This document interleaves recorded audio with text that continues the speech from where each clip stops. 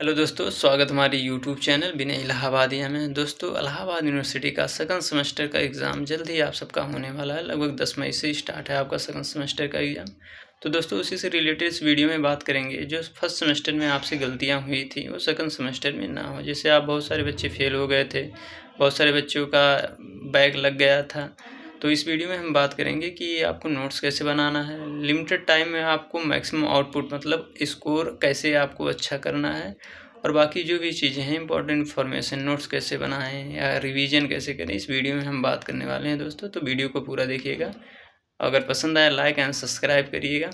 तो दोस्तों, पहले बात कर लेते हैं हम, जो बच्चे फर्स्ट सेमेस्टर में बैक लगा है या फेल है, आप सबको पता होगा कि अपने सेकंड सेमेस्टर में आप प्रमोट हो चुके हैं, और सेकंड सेमेस्टर में अगर आप फेल होते हैं दोस्तों, तो आपका ईयर बैक लग जाएगा। इस चीज़ का आपको ध्यान में रख के बहुत अच्छे से पढ़ाई करना होगा।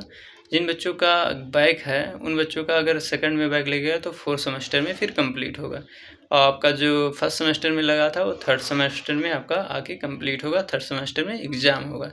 लेकिन दोस्तों, अगर आप 2 सब्जेक्ट में फेल होते हैं, जैसे फर्स्ट सेमेस्टर में आप 2 सब्जेक्ट में फेल हुए थे, अगर सेकंड सेमेस्टर में भी आप 2 सब्जेक्ट में फेल हो जाते हैं, तो दोस्तों आपका ईयर बैक लगेगा, यानी 1 साल आप पूरा बैक हो जाएगा। जो अभी फर्स्ट ईयर के बच्चे आएँगे 2026 के शुरू सीयूटी के, आप उनके साथ पढ़ेंगे। तो जितने भी बच्चे अगर उनका बैक लगा है, फेल है, उन्हें मेहनत करने की बहुत ज़्यादा ज़रूरत है। केवल अभी 20 दिन बचा है आपके सबके लिए, तो आप बिल्कुल बहुत अच्छे से पढ़ाई करें कि सेकंड सेमेस्टर में आपको कोई दिक्कत ना आए और अच्छा नंबर आए। तो इस चीज़ का आपको ध्यान रख के बहुत अच्छे से पढ़ना है। जो बच्चे का बैक लगा है या जो बच्चे फेल हैं, तो आपको बिल्कुल टाइम नहीं है, और आपको कैसे पढ़ना है अभी आगे वीडियो में हम बात करेंगे। और दोस्तों, आप सबको तो टाइम टेबल मिल गया होगा, क्योंकि इलाहाबाद यूनिवर्सिटी के द्वारा बहुत पहले ही एग्ज़ाम टाइम टेबल रिलीज़ कर दिया गया था। तो आप सबको टाइम टेबल मिल ही गया होगा। उसमें आपने देखा होगा कि आपका सब्जेक्ट कब है, माइनर कब है, मेजर कब है, बीए, बीएससी, बीकॉम, और जो भी बच्चे हैं सेकंड सेमेस्टर वाले।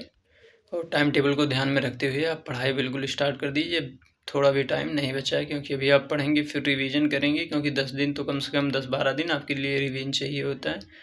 तो दोस्तों, आप पहले क्या करें, नोट्स बनाने की बात कर रहे हैं कि मतलब पहले आपको क्या करना है, जितने भी बच्चों का है आपको सिलेबस के अकॉर्डिंग पढ़ना है। सबसे पहले आप करिए, आपके पास पीडीएफ फॉर्म में सभी के पास सिलेबस रहता है। जैसे आप पॉलिटिकल साइंस हैं तो पॉलिटिकल साइंस का सिलेबस रहेगा, और आप कोई भी इकोनॉमिक्स है, हिस्ट्री, पॉलिटी जो भी है आपके पास तो पीडीएफ फॉर्म में होगा। लेकिन दोस्तों, बेस्ट तरीका ये है कि आप उसको प्रिंट आउट करवाएँ, अपने जहाँ पढ़ते हों आप अपने टेबल पे वहाँ लगाएँ। तो आपको दोस्तों बस सबसे इस एग्ज़ाम टाइम में सबसे ज़्यादा ध्यान क्या देखना है कि आपको सिलेबस के अकॉर्डिंग ही पढ़ना है, सिलेबस से बाहर नहीं पढ़ना है।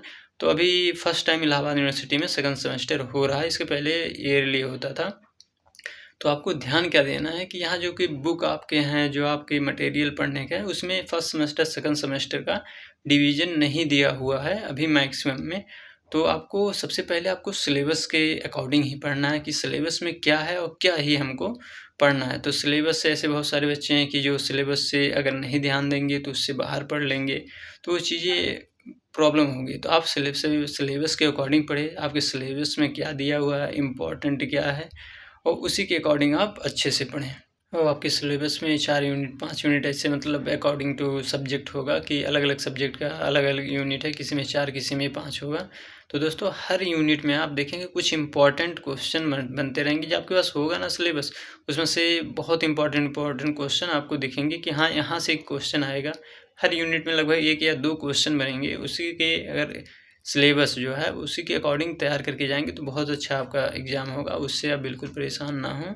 और जो बच्चे हैं बैक लगा या फेल हैं, तो आप बिल्कुल ना परेशान हों, आपको परेशान होने की ज़रूरत नहीं, केवल आपको पढ़ना है और अच्छे से पढ़ना है। फर्स्ट सेमेस्टर गया, उसको याद नहीं रखना है, सेकंड में आपको बेस्ट स्कोर करना है, जिससे कि आप थर्ड सेमेस्टर में पेपर देके फिर अपना जो ऐसे रेगुलर चल रहा है सेकंड ईयर में आप जा सकें। और दोस्तों, एग्ज़ाम में बेस्ट टाइम होता है कि आप मल्टीपल रिवीजन करें। जो आपने पढ़ लिया है उसको रिवीजन करते रहें और लिखने का प्रयास करें। जैसे आपका हो गया रिवीजन, बहुत सारे बच्चों का ये दिक्कत आती है कि आप बहुत अच्छा पढ़े हैं लेकिन बहुत अच्छा लिख नहीं पाते, और ख़ासकर जो इकोनॉमिक्स वाले बच्चे हैं, आप थोड़ा लिखने में अच्छा प्रयास कीजिए। इकोनॉमिक्स में आपको पता रहता है, बहुत सारी चीज़ें, लेकिन आप अच्छा लिख नहीं पाते। तो जैसे एग्ज़ाम नज़दीक जा रहा है, 2-2 3-3 घंटा लिखिए, प्रैक्टिस कीजिए थोड़ा, आपका अगर तैयार है। और जिन बच्चों को अभी सिलेबस के अकॉर्डिंग नहीं पता है, सिलेबस नहीं पता, तो आप बिल्कुल सिलेबस के अकॉर्डिंग ही पढ़ें। ऐसा ना हो कि आप ही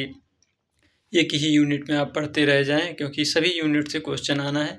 इस बार थोड़ा डिफ़िकल्ट भी है, ईज़ी भी है। कहने का मतलब है कि पहले क्या होता था, टोटल 7 पेपर होते थे। 5 मतलब 6 या 7 पेपर होते थे सबके। लेकिन इस बार क्या है, आपको इससे पॉलिटिकल में 2 पेपर हैं, तो एक ही साथ उसका पेपर हो जाएगा। तो ये चीज़ें हैं कि आपको सिलेबस अधिक है और पेपर एक एक होगा, तो आपको अच्छे से ध्यान देना है, सिलेबस के अकॉर्डिंग ही पढ़ना है, सिलेबस से बाहर कुछ नहीं पढ़ना है। और मल्टीपल टाइम आपको रिवीजन करना है, जो भी आपने नोट्स बनाया है, जो भी आपके पास स्टडी मटेरियल है एग्ज़ाम से रिलेटेड, उसको मल्टीपल टाइम आपको रिवीजन करते रहना है और कुछ पॉइंट आपको लिखते रहना है। जैसे बहुत सारे बच्चे अगर बड़ा आंसर लिखना है, आपको लिखना ही होगा। बाकी तो उसमें क्या करना है कि बड़ा आंसर लिखना है तो आपको उसके पॉइंट होंगे, हेडिंग के पॉइंट होंगे। तो आप रिवीजन में वो क्या होता है कि पहले मुख्य थोड़ी भूमिका लिखी जाती है, फिर आपको डिस्क्राइब करते हैं कि उसकी विशेषता ये सब। तो आप उसकी विशेषता हो या और भी चीज़ें हों तो उसको आप पॉइंट में लिखें, पूरा ना लिखें, आप हेडिंग लिखते जाएँ अच्छा-अच्छा। तो इससे ये होगा कि आप हेडिंग लिखेंगे तो उसके अंदर क्या आपको लिखना होगा, ये आपको तुरंत रियलाइज़ होगा। तो अगर हेडिंग याद रहेगी तो फिर दिक्कत नहीं आएगी। तो इस तरह से भी रिवीजन आप कर सकते हैं। बस इतना करते रहिए, बहुत ज़्यादा आपको परेशान होने की ज़रूरत नहीं है, ज़्यादा टेंशन लेने की ज़रूरत नहीं है कि एग्ज़ाम आ गया। बस नॉर्मली है, बस आपको क्या करना है, आपका मुख्य काम है पढ़ते रहना है, रिवीजन करते रहना है एग्ज़ाम से रिलेटेड। और दोस्तों अनसॉल्व आती है, 10 रुपये की आती है, एक पतली-सी उसमें क्वेश्चन पूछा रहता है। तो बहुत सारे बच्चे उसमें सेमेस्टर, जैसे आपका सेमेस्टर अगर सिलेबस पता रहेगा तो सिलेबस के अकॉर्डिंग आप उसमें क्वेश्चन देखेंगे, उसी टाइप के क्वेश्चन आते हैं। आप 2-4 साल का दोस्तों अगर प्रीवियस ईयर क्वेश्चन देखते हैं तो सेम क्वेश्चन बनेगा। आपका ये सेमेस्टर जो है डिवाइड हुआ है, ना कि आपका बुक चेंज हुआ है।